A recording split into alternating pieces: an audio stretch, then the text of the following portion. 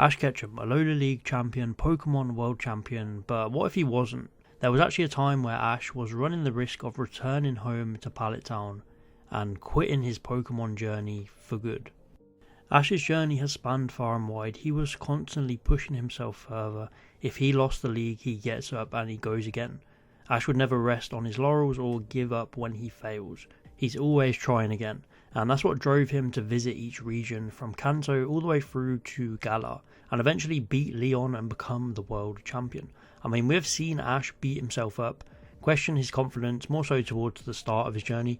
I think the loss at the Indigo League was a big wake-up call for him, where he realised that he needs to get stronger. It all comes out in his speech to Charizard in the Orange Islands about how he's always pushing himself to be worthy and to be strong enough to deserve Charizard's respect. So Ash was always one to never give up. But in this specific instance, he's fighting for someone else's dreams. Ash is having his Monkey D. Luffy moment in this episode, a very underrated but also underutilised part of Ash's character, where he fights for the journey itself. So this is in the Black and White series. Ash is just about to take on Elisa for his 4th Unova Gym badge. Yes, we all know the one. But we bump into Bianca, who herself is struggling with her journey, where we see her lose to Elisa, which puts into question her ability, if she belongs on this journey, if she's strong enough. Because before her defeat to Elisa, Bianca's dad shows up and offers her a deal, that if she loses, she has to return home. I think this storyline is pulled straight from the games, where Bianca has an overprotective father who is deeply worried about her. Bianca is one of the main positives from the Black and White anime. She always livens up the episodes and ends up being a great friend and rival to all 3 of our Black and White trio. But she's very clumsy, she's constantly falling over, complete scatterbrained, so you can see where this guy's worry stems from. So after losing to Elisa, she basically has to go home. She agreed to quit her journey if she loses. But this is where Ash, our GOAT, comes in. He hates the idea of someone giving up on their dream. This is where the Luffy is coming out, and I really love this side of Ash.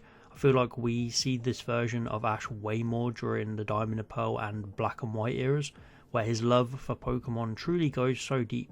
He's constantly protecting Pokemon and people around him, fighting for what's right. It would be unfair for Bianca to give up on what she loves, so Ash agrees to battle Bianca's dad, and if Ash loses, he will quit his journey and return to Pallet Town, just like that. Ash puts everything on the line for a friend.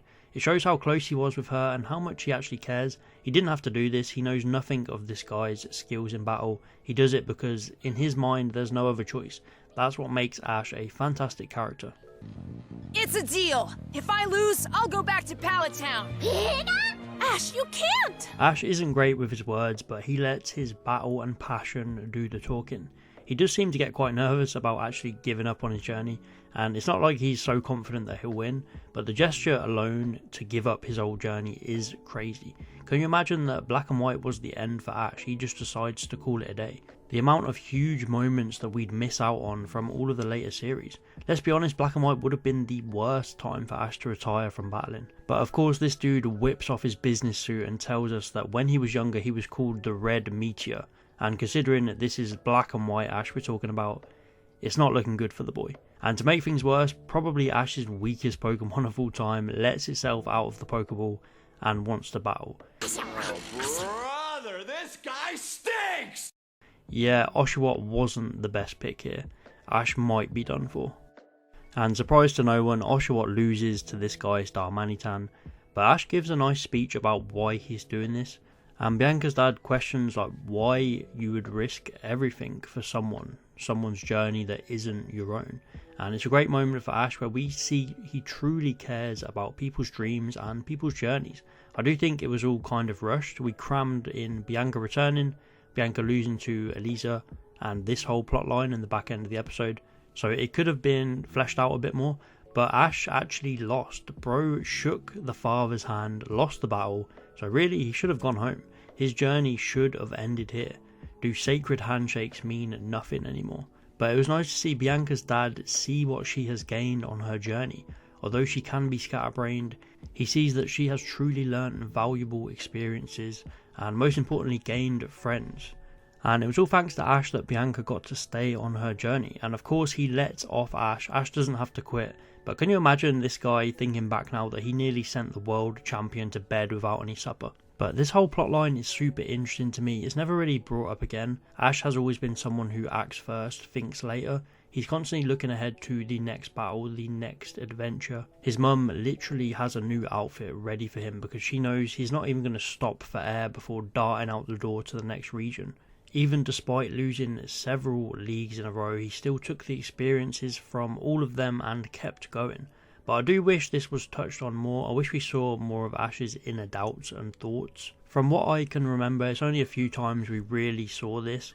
I know he was very bummed out after losing the Indigo League. He went to the Orange Islands and won the whole thing. He became the champion of the Orange League and he gets back to Pallet Town raring to go for his next journey, and Gary slaps him back into place, with Eevee taking Pikachu down like it's nothing.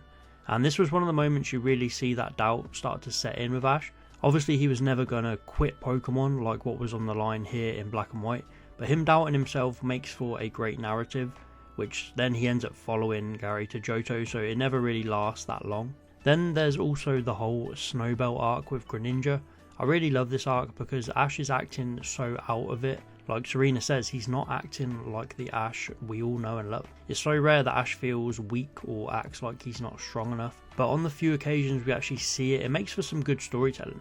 It usually comes down to him being free with his Pokemon and getting back to enjoying battling alongside them, rather than just trying to win and trying to check the box. Him overcoming Wolfric and mastering Greninja's form is the perfect example of that, how he snapped himself out of it. So it's rare to get an episode like this where Ash puts everything on the line, literally agreeing to quit his journey if he loses. But honestly, I wish we got more of this stuff. It shows how passionate he is about helping his friends out, and I just can't imagine Ash ever quitting his journey.